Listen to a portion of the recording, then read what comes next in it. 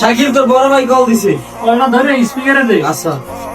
Hello, হ্যাঁ ভাইয়া বলো। কই আছো তুই? কাজ করতেছি ভাইয়া, কি হয়েছে বলো।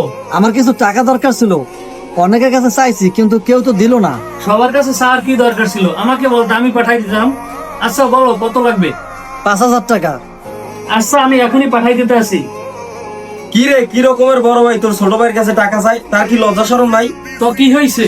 বড় ভাইয়ের কাজ হচ্ছে ছোট ভাইকে টাকা দেওয়া নেওয়া না।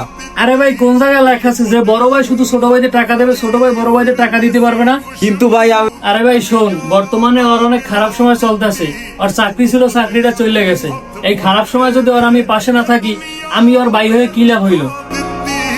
দে ফোনটা দে। আরে ভাইয়া তুমি এখনো লাইনে? হ্যাঁ, এতক্ষণ কলেই ছিলাম, তা শুনে খুব ভালোই লাগলো।